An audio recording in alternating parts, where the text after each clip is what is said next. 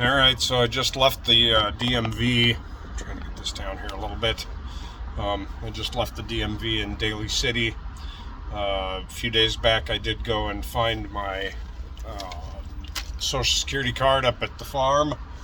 And it was actually pretty magical. I walked into the building, opened up my file box, opened up the first file, and said, "Oh, this is all, like old rent stubs." And then I put that file back in, pulled the next file out, opened it up. There was the title to the stolen Suburban laying there, and I opened up that title to look at it, and there was my Social Security card laying there. Yeah, imagine that.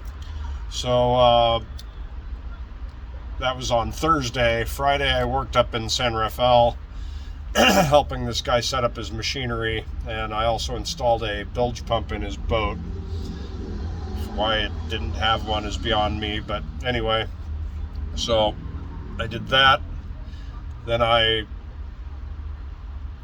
came back down here, worked in the city. I'm helping a guy sell a bunch of stuff, so that's been kind of a hassle, getting tons and tons of calls from all these people that are asking questions about stuff that he's selling, but he doesn't have Facebook, so I get to do it. Then Sunday I went to church, and I always take the Sabbath off.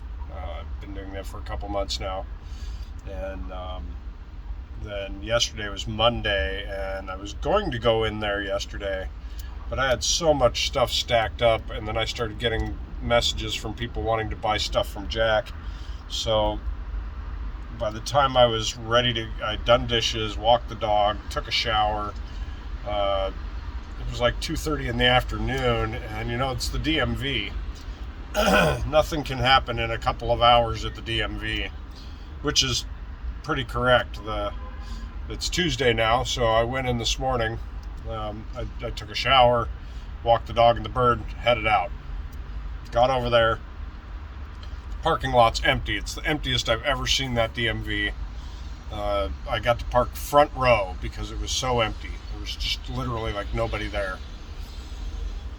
I go in, the lady at the front says, "Well, you got to go over and fill out an application on a computer." So I go over and I fill out the application. It's supposed to be to get a commercial license renewal, not renewal, but to change your license to be a commercial license, and they don't have that option on the list. So I cancel out. I go back to the lady at the front door. I said, "There is nothing." She's just like, "Just fill it out." She's kind of nasty about it. So I go back there, I fill it out. It gives me an appointment number. I go back over to her. She says, "Okay, they'll call you up in a few minutes." Like 20 minutes later, it's already been an hour. 20 minutes later, you get called up to this guy, and he's like, "Well, this is all wrong." He's like, I can't do anything about CDL permit testing. So I'll have to correct your paperwork. And he does a bunch of stuff in a computer. And I was like, that lady over there told me, to go over and fill out that application. There's nowhere in it that has anything to do with getting a commercial driver's license permit, taking the combination vehicle and the air brake test. He's like, "Okay, well, I'll get you set up." So he puts me back on the list. He says, they'll call you up in about 5 minutes. 20 minutes after that, I finally get called up to this lady. She was very nice, very helpful. She's like 4 feet away from the lady that had been messing with me before. I was very careful not to wear anything political or, maybe they might consider this political. My mom's urn full of her ashes, but that's what I do. I go over there and I'm talking to this lady, showing her the paperwork, showing her my mail, showing her my Social Security card that she needed for like a half a second. She looked at it and handed it back to me. That was like 8 hours of trouble for 10 seconds worth of looking at that piece of paper, that little piece of paper card. She goes through my medical, physical. She doesn't even want to see the drug test paperwork. which I was just shocked by because that was a requirement last time. So $102 to take the test. She gives me back the paperwork. She gives me a paper that says go over to line A and I'll take your picture. I go over to line A. The guy taking my picture was absolutely a Somali guy. You could tell he was a Somali guy. He looked exactly like that guy in the Tom Hanks movie, except that he was not super skinny. He was actually kind of had a healthy weight, guy on the Tom Hanks movie that takes over the ship. That guy looks like he's starving to death. This guy didn't look like he was starving to death. But he takes my picture. He tells me go over to computer 1 and you can take your test. So I go over to computer 1. There's a sign on the wall that says 1. So I start going through it. It makes you do your thumbprint to have access to it. So I do my thumbprint. I put in my information. It brings up the stuff they'd already put in. I go to take the test, and this guy behind me yells, "You can't take a test there." He's like, "You got to come back over here." He's like, "You can't take a test." And I'm like, "What are you talking about?" He's like, "You can't be over there. You can't do that." I said, "The guy just told me to go over to computer 1. He's like, No, you got to do it over here." He sends me over to a different machine. So I get over to this other machine, and I'm like, I don't understand what just happened. Is there some sort of problem with me being on the computer that he told me to go to? And the guy's just being, he's not being a friendly person at all. So I start the process again on this second computer 17. And I get to where I put my thumbprint on it, and it says, "You cannot take the test due to past failure. You have to wait at least 2 minutes." I'm like, "Failure? I didn't fail anything." And the guy's like, "No, you didn't fail anything." I said, "Well, what do I do?" And he's like, "You have to wait 2 minutes." So I set a timer on my phone, and he says, "You can't have your phone. You got to put it in your pocket." I set the phone down on the desk with the timer. I said, as soon as the timer's up and it makes the noise, I'll restart the test, and I'll put the phone in my pocket. So the time comes along, the alarm goes off, I start the process. I swear it took me like 10 minutes to do all 3 tests. 10 minutes. And I passed all 3 of them, no problem. The only thing I got wrong were trick questions where either the way they worded it screwed me up, which was the very first question. It was a, what do you not do what you do, and I did the what you do, that is what I answered, not the what you do not do. And then there was another one where it should have been like, is A, B, or A and B correct? And it was A, B, or C. A and B were both correct. I put A, the answer was B. It was all stuff like that I got wrong, and it tells you right away. So I get done with that. It's like 10 minutes later. It was 50 questions on the main test, 20 questions on the combination vehicle, and 25 questions on the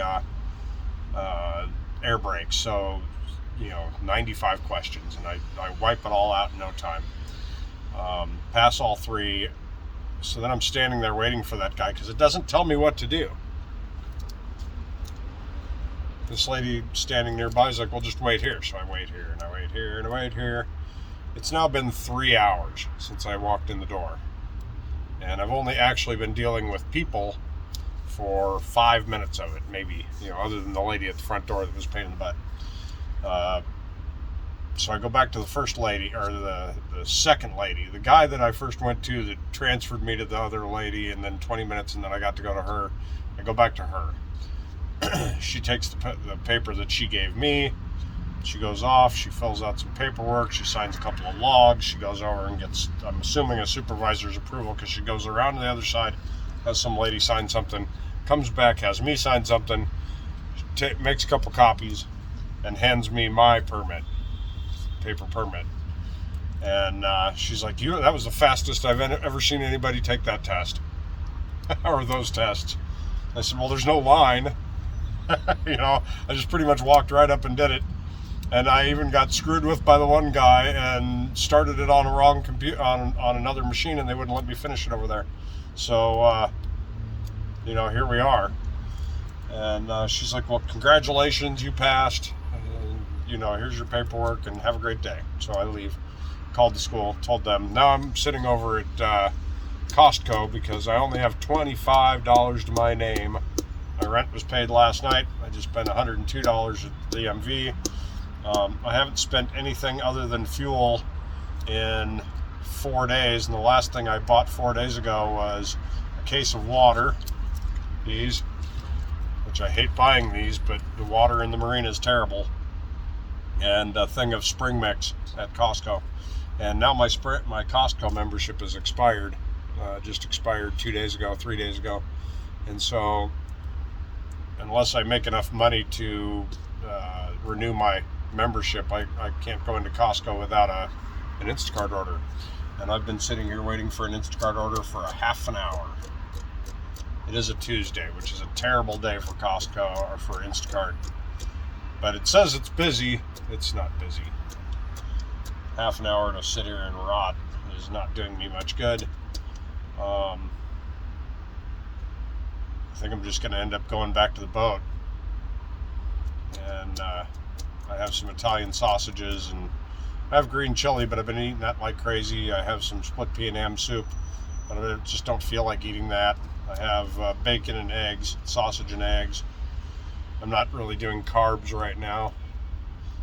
So, I want to take off some of my little belly because I'm going to be lazy in the truck once I start driving. But unless I make some money for fuel, I can't go to my classes down in Hayward because I've only got enough to go maybe twice. And then I'd be out of fuel and wouldn't be able to get anywhere to do any work. So rock and a hard place sort of a deal. So I'm at Costco on a terrible day for doing Instacart, hoping to get an Instacart job and seeing nothing. Maybe soon a couple of Jack's items will sell and I'll make some money from him doing that. Saturday I'm going up to San Rafael again. The guy I'm working for up there had to order a bunch of stuff so that we could get his machines completely set up and running. And so I couldn't get any further than I did this last weekend until that stuff comes in, which it probably came in yesterday, but he's up in Tahoe skiing this week with his wife. So until he gets back down from that on Saturday morning, I can't do anything with him. And that's where we are. I probably actually have $4 or $5 in other money too. I've got a pocket full of change and some change in my van coin holder thing. I always used to keep change in there for the parking meters, but you can't pay for parking meters with change anymore. Stupid city. I can't wait to get out of here. Can't wait to be gone. But that's the story. Now I can drive the trucks. I can go in there and actually start backing the truck up into they basically will have two spaces right next to each other, and you pull forward and you back into one, and then you pull forward and you back into the other, and you do that until you get really good at backing the truck up. And that's going to be my next my next few weeks is I'll do that, and then I'll do the walk around and on the truck and check everything, do your pre-trip inspection stuff. Tires have 430 seconds on the front, minimum of 230 seconds on the back. My tires are at 95 to 100 psi. The brakes have more than a quarter inch of, yada yada yada. The belt's tight. There's no cracks. There's no breaks. Nothing's bubbling. There's no leaks. It just goes on and on and on and on and on. I should probably figure out how many items there are. Then I can sit there with a clicker.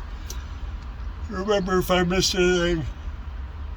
I did get my magnetic dropped a screw or something, so I can point at stuff with